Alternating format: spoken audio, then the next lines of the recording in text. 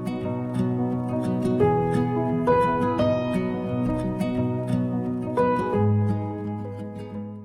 just want to welcome everybody to another episode of Messianic Perspectives. I'm here today with my guest, Joshua Rogers. Perhaps I should start saying co-host. Yeah, I guess so. We've been doing and I'm your host, Pastor Bruce. And so today we're going to be looking at some different questions about what we're going through, what's going on in our society, particularly in the realm of finance and crypto and the reset and all this stuff that we're hearing on the news. So Joshua, you got some starting points? Yeah, so God and crypto. I noticed I was doing some research on the Google Trend searches that those are the two biggest things that are being researched right now, primarily, especially with the millennials and Gen Z. About half of each generation are searching for God, Right. Which is, praise the Lord, that's awesome, because we're definitely in the end times.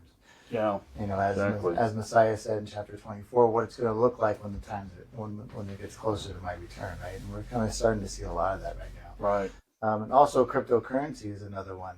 Just the word crypto actually really spiked up on Google Trend search lately, and for good reason too. I just wanted to give our viewers kind of a more or broader oversense of God and crypto, really, because especially crypto, because we've been on this channel talking about our faith, and that's great, but now we're moving into this season right now where there's so much going on with cryptocurrency right now. When I'm on the street and I have a conversation with somebody about crypto, as soon as I say the word crypto, a lot of the times they get shut down. It's because Two responses always. Right. What are the two responses you get? Well, they either shut you down, they don't want to talk about it, they think it's craziness, or the person's all in. Right, no, yeah. And they're all excited. I'm starting to find out that's more frequent now, is that the person is all in rather than it used to be more of a negative. But it's kind of hard to ignore now, especially if you're on social media, what's going on in the news. I mean, President Trump himself said in the beginning of his election term, this is the second time around, that he wants to make the U.S. the crypto capital of the world. Crypto capital, yeah. It's kind of a big statement. Right, especially if we're talking about something that's, fake magic internet money. Well, Trump is obviously he's a financial genius, and he sees the writing on the wall. The future is blockchain technology. Everything is going to be digital. Everything is going to be digitized. Even already when you buy stocks, you can buy on most exchanges fractional stocks. You don't have to buy one whole stock. You can buy a portion, because it's all digitized now. So this is where we're headed. So he sees that, and he wants to make us the strength, the financial strength in the world, which is good news for us. Right.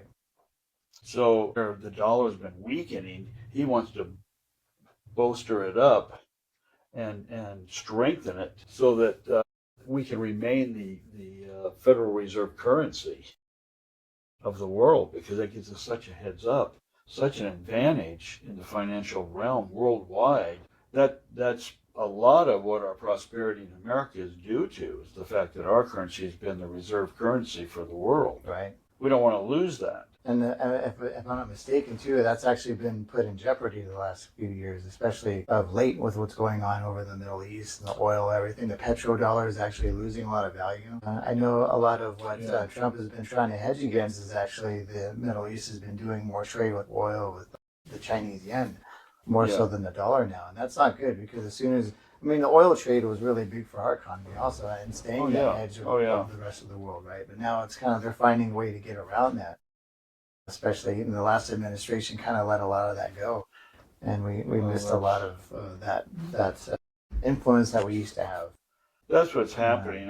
You're talking about a global reset, and you hear this everywhere. This isn't some conspiracy kind of thought. This is every nation is talking about a reset.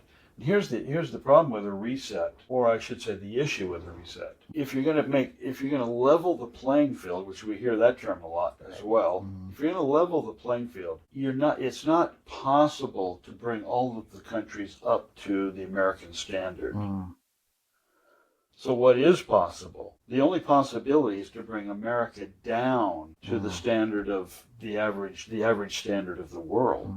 If you do that, then you've leveled the playing field. But what does that mean for us? What does that mean for our economy, our way of life? Right. It means we go from being this superpower to a second world country at best. Right.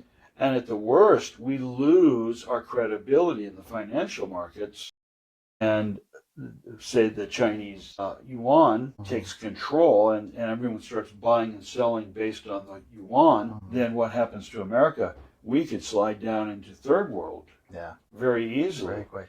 So, so there's a lot at stake here. There's a lot of the jeopardy is fairly high for us. So fortunately, we have leadership right now that understands this, and they want to keep our position solid. Right. And the way they're going to do that is through cryptocurrency. And to hit on that too, really quick, so the monetary system that we've been currently using since, let's say, the 50s has been very analog, right? So we have bank transfers from one bank to another, from one country to another. It's been very old brick style bank works, if you will, right on the back end, doing things paper. Yes, we have the technology of internet and computers now, but the way we move money around has essentially been the same since the 50s. So our cars have been upgraded.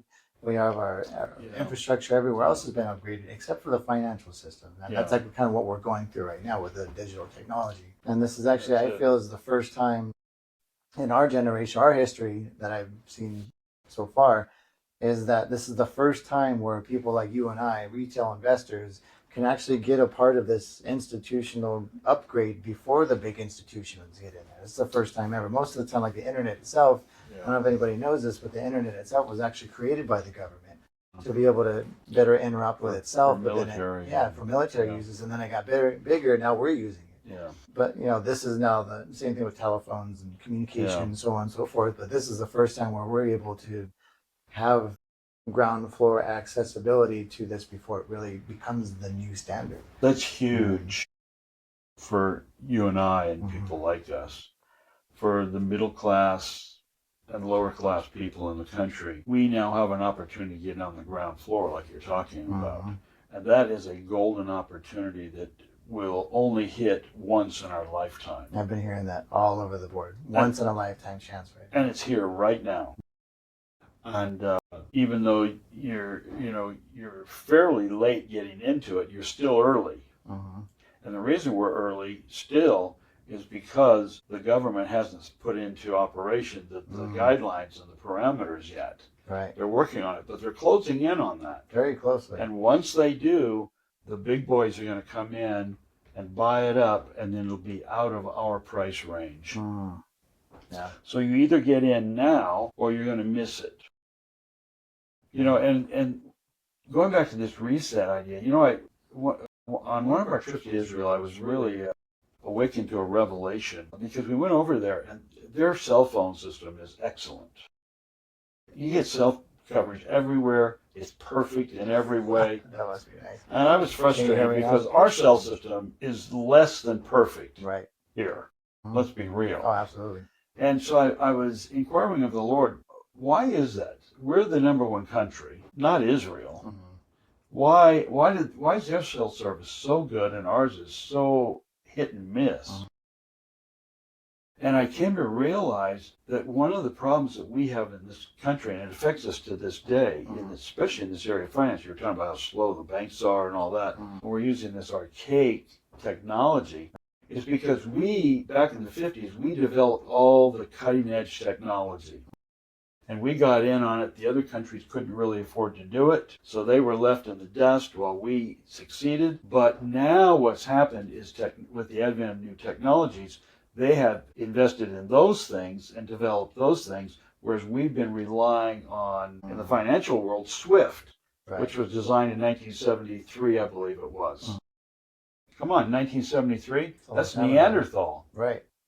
Compared to, So we're still operating on those principles in our financial realm. That's why you send a deposit from one bank to the other. It can take days, and then it's got to clear. They hold some of the money. It's craziness. Yeah, I don't know. I'm sure you've had to wire somebody somewhere. We have. Yeah, just that, and they take a huge chunk out of it too. Huge chunk. And it takes like 2 weeks before the funds are released. Yeah, that's crazy. So that's just no good. And the world is not operating in that mode anymore. I mean, think about it. We go on our computers, I press a button, and if it isn't on the screen, instantly. If it takes a second, that's, I need a new computer. It's Right. too slow. Yeah. You know what I'm saying? Yeah. So this is where we live. This is what's going on. We want to be able to tap our phone at the grocery store, and it's instantaneous. Mhm. So I don't have to wait. I don't have to do anything. I've noticed too is that yes, it's instantaneous when you tap on, when you pay with your card. But I've noticed too, and it's getting better. And I think because these banks are on the back end, not coming out and saying it, but if you do a little bit deeper research, you see a lot of these banks are starting to use blockchain technology Yeah. to make their transactions move faster.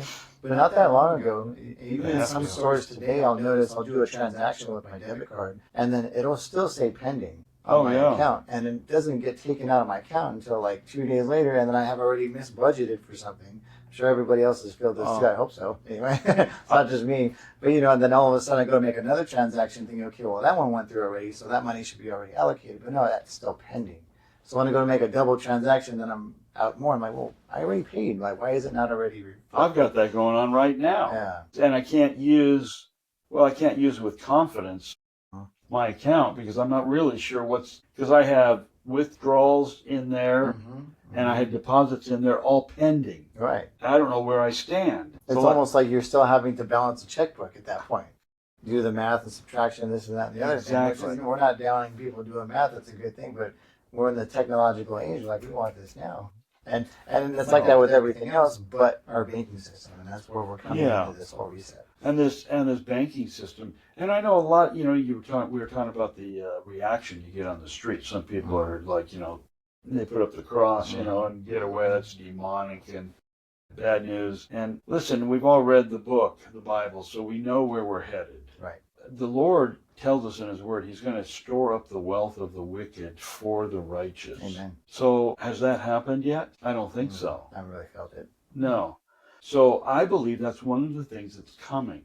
And I believe it's coming in this wave with crypto and digital assets and blockchain technology. Right. There's a lot of avenues you can get involved with. AI, the up and coming stuff. And that's not digital assets, but it's certainly blockchain. It's definitely the future. And it's definitely the future. Very near future, if I may say so. So too many believers want to boo-hoo it and say, well, you know what, that's not good. That's from the devil. I've had people actually say that in some of the seminars that I've done. Blockchain and Bitcoin and digital assets are all from the devil. Right. Well, we're heading towards a one world government. We know that. And a one world currency, right? That's all included. Right. That's all included in this reset. That's what the reset's all about, is to bring the whole world together, closer. Okay? So do we catch the wave just because it's not good spiritually? I think we do catch the wave because then we have the resource that we need to get through the future, to fund evangelism for the future. I would say even for our future generations. Our future we don't know when the Lord's going to return. Right. Is it going to be in our lifetime? I thought the Lord was coming back in 1981. Right. So, and here we are, 2026. So we don't know when the Lord's going to return. We're pretty confident we're getting close. But what does that really mean? I mean, a day is like 1,000 years to the Lord. Right. So, you know what I'm saying? And only the Father knows too, right? Only the Father knows. So we need to do, having done all the Word says, stand firm. So that's what I would really encourage our listeners to. Listen, we have an opportunity here. God has presented it to us. We can get in early. Yes, it's speculative, but all investing is speculative. Right. And since you mentioned that too, I also want to say too, any of this going forward is not a financial advisement for any means, but this is just for educational purposes and entertainment. But yeah, that quick little disclosure. No, absolutely. I mean, the Lord tells us through Jeremiah in 29:7. And He says, stay in the land, for if it prospers, you too shall prosper. Yeah. Right? And I think that's really important that we should speak to all generations, but especially mine also, or even the younger generation, to really dive in, to know your surroundings, see what's going on with the system right now. I can speak for myself. I'm a millennial. And sure, I'm good with the technological stuff and so on and so forth, but actually knowing how my government works for a T, has been really kind of something I've only been working on the last couple of years, right? Because I'm actually wanting to know what's going on and so on and so forth, because I've been so blinded by the system that's been created for me to follow already, and I was happy and complacent with it. But the Lord's have lifted that veil for me and said, "There's more. I need you to get deeper because of what's coming." And that's kind of what we're trying to share today, is that there is something coming, and for being God's people, we should be ready. And I think the Lord wants us to be ready also. We can't just sit there, get caught laying on our backs while all this happens, and it's, oh, well, what did you do with Well, the if you time? do, you're going to miss the boat. Right. And then it's like then at that point, then you're risking you and your future generations to be stuck in that demonic system where you go back into bondage and slavery again, essentially, right? You brought up a really good point. You're a millennial. I'm a baby boomer, and I grew up I remember our first television set. I remember when hi-fi came out. That was precursor to stereo. Okay. It was, we got a hi-fi little record player, and all it did is you moved the dial and it moved the sound from one speaker to the other within the box, which was about that long. Okay. And all the neighbors came over and said, "Oh man, listen to that. That's awesome." That's all you could do though, is move from one speaker to the other. Yeah. We didn't have stereo. We didn't have color television. I remember when color TV came out. We had our little transistor radios, So, and we've gone from that to the technology that we have today. We were watching a movie there there was a phone booth in it. And we just started laughing because we used to use phone booths. Yeah. And yellow pages and all of that. I vaguely remember payphones towards the end. Yeah, I used a payphone once, right? Maybe my daughter asked me. Once. See? My daughter asked me one time, she's like, "Dad, what's a payphone?" I'm like, well, say that.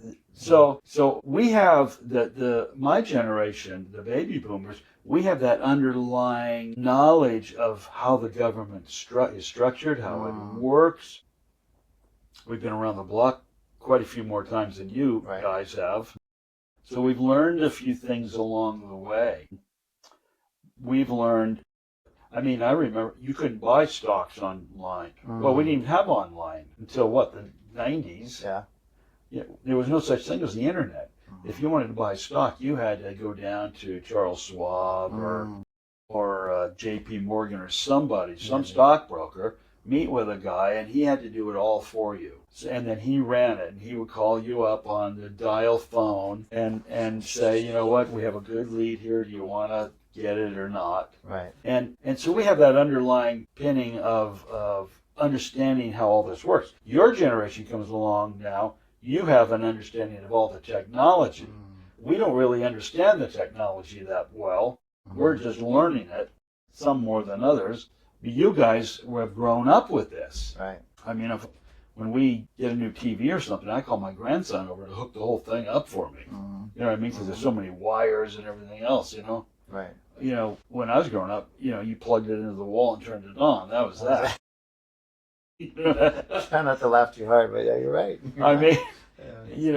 And so, one day you'll be sitting in this chair, and your kids and grandkids will be doing stuff. You go, "How do you do that?" Right? No, you're right. Absolutely. And you won't comprehend it. You'll have your foundation will be here. So we need one another, and we're sitting at a time in history that's really good for us because we still have technology has advanced so far.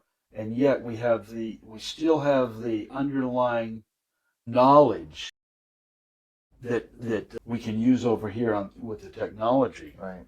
And as my generation dies out, that's going to be lost. You hear these interviews with people, they don't know anything about the government. Some of these people don't even know who the president of the United States is. Right. Well, you can know all the technology you want, but you have no comprehension of anything. Right. That's the thing that my people my people perish for a lack of knowledge, right? Yeah. And I feel that for myself too. And then I see a lot of the younger generation, my generation and younger. Somebody was doing an interview online, and they're just randomly walking up to people and saying, "Oh, what's the real cause of inflation, or what's inflation?" Right? And they couldn't answer it. They're like, "Inflation bad?" And I'm like, "Oh, they don't know." Guys. Like, and that's what creates a system to where the elites stay on top and they can just control the rest of the world. They control what you eat, what you buy, what you sell. That's all. That kind of gives me chills, but it makes me think about the mark of the beast. Like, they're going to control all of those things. They're going to do that by putting a blinder on us and making sure that we're not aware of all these things. right? Well, if they can keep you in the dark, they can control you, like you said. Right. And that's what the elites want to do with the reset. Mm-hmm. So, I think the globalist movement, their thing right now is that by X year, you will own nothing and be happy about it. well, we've that's heard not that gonna from happen. prominent politicians. Right. You Right. know, you'll own nothing and you'll be happy. Mhm. I mean, that's pretty scary. Yeah. Because Big Brother government will just take care of you. Mhm. But see, the millennial generation doesn't even know what Big Brother is. Right. They've never read Orwell's work, 1984. Right. And we were reading that back in, the 70s probably is when it came out. Mhm. Well, that's the future. That's crazy. Yeah. But here we are. You know what I'm There's a movie out there that I'll speak to my generation. There's a movie out there called The Matrix. Yeah. And that's a really good action-packed movie. But if you look at the Yeah. underlining plot of the whole entire movie, it's basically telling you what the whole future system is going to look like. Yeah. They have these agents, they call them, that are supposed to be running the system and making sure everybody's in Mhm. control and in alignment with everything else that they're doing, and their computer programs and so on and so forth. If you look at what's going on today, Yeah. we have something called AI agents. Yeah. I mean, there's a little bit too much of a parallel there, Yeah. if you ask me. And so, if anybody yeah. hasn't seen that movie, I Oh, I The watched it Matrix. with some discernment. But yeah, Yeah. definitely, there's. Yeah. I mean, that's the underlining of what's going on today. I remember when that movie I Robot came Yeah, out. yeah. I thought, robots? Are you kidding me? And now AI. Now here we are. Oh my goodness! You know, Elon Musk it- has a whole army of them. So, good, bad, or ugly, it doesn't matter. This is where the world is headed. Mhm. And we need to take advantage and get ahead of that system as much as we can, Right. which will give us the freedom and the liberty to be able to live our lives with some semblance of order, but also to spread the gospel. Right. Because we need money to spread the gospel. And so who's going to provide that? Mhm. It's got to be believers that have gained wealth. And so I think that's where we're sitting on that precipice right now. Right. With digital assets. I would encourage all of our listeners to really investigate digital assets. And, you may not understand it, but if you do your due diligence, you'll get it. Mhm. I mean, when I first got into it, I didn't understand anything. Right. And I was still trying to figure out how to do online trading and all. Right. I was afraid to put my card online Mm-hmm. Mm-hmm. because, that was a brand new thing. Oh yeah, you never know. Always getting hacked or so on. So I mean, the security has gotten a lot better over the years. But Well, it absolutely. has. Yeah, but still, you never know. But yeah, you have to educate ourselves. And I think it's important for our generations to really come together, right, and put our heads together and say, okay, where we can only go where we're going by knowing where we've been, right? That's it. And you guys have so much. We have so much knowledge and wisdom that we can share together to be able to prosper going forward. And that's what we were talking about earlier. I think that's so advantageous. It's how we stay ahead. How we stay ahead. Mm-hmm. You have to have the foundation, but you also have to understand the cutting edge technology and the other cutting edge issues. Because as you get older, you can become complacent, Oh yeah. and you settle in. And then the Bible even addresses that. It says people sit around and say, well, the old wine is good enough. And that's true, but the better wine is there. Right. So you choose which one you want. What do you want to partake of? Right. For me in my household, we want to stay ahead of the curve as much as we can. Mm-hmm. And it takes a lot of energy, and that's another thing that my generation, we're winding down, and a lot of people, they don't have the energy. Right. They don't have the desire to learn it. Well, I'm going to be gone one of these days, so I know people that don't even want to learn how to work the computer. Mm-hmm. I'm going, you can't operate Right. really well without a computer today, Mm-hmm. or some sort of, a phone. Yeah. I mean, you've got to get that. You've got to take the time to learn it. Mm-hmm. And that will lead us right into that financial boom that we're talking about. Right, which is coming very soon, actually, because they have certain things. If the viewer has time to research these things, you have the Genius Act, which was passed just a few months ago, and that is actually giving paving the way for stable coins. Is another word for you should be looking into. That they're going to be able to use this kind of digital currency to move around between the countries and how we do business. Right. A really big one we're waiting on right now, which should hit the president's desk. They're saying by July 4th, which is the Clarity Act, and that's the one that's going to be really make it or break it. So hopefully, when you guys review this video on soon, because we're what is this, May 28th, 29th? Yeah. You know? I mean, June So is this weekend. Yeah, basically another month or so to get ourselves positioned properly before this thing really starts. Well, once that Clarity Act comes in, the Clarity Act is just what it says. It's defining and giving clarity to the boundaries and the parameters in which the big banks can operate. So once they have those clear boundaries, they can come in and start buying and trading on a higher, more open volume. They're already trading crypto. Right. Well, they're already doing it. They're already doing it. But it's not to the extent that they want. Comes into a use case, technology for Use case. utility is what they call it. Yeah. And once that hits, they're going to flood in. They're going to buy it all up.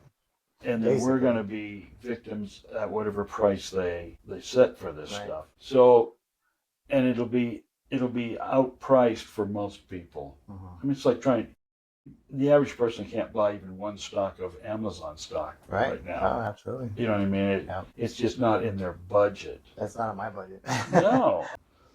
So that's what crypto is going to be as well. It's going to be outpriced for the average person. So this is the time. So I would say those that have ears to hear, let them hear what the Spirit is saying. Right. The Lord has opened a door of opportunity. Take advantage to the best of your ability right now. And get in. Obviously, I shouldn't need to say this, but I will. Don't ever invest more than you can afford to lose. Absolutely.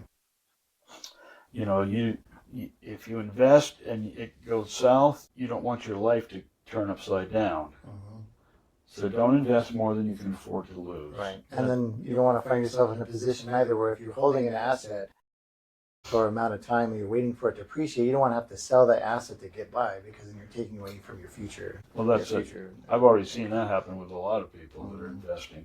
So that's a huge problem as well. Right. So I just want to thank everybody for tuning in to Messianic Perspectives. It's good to have you with us.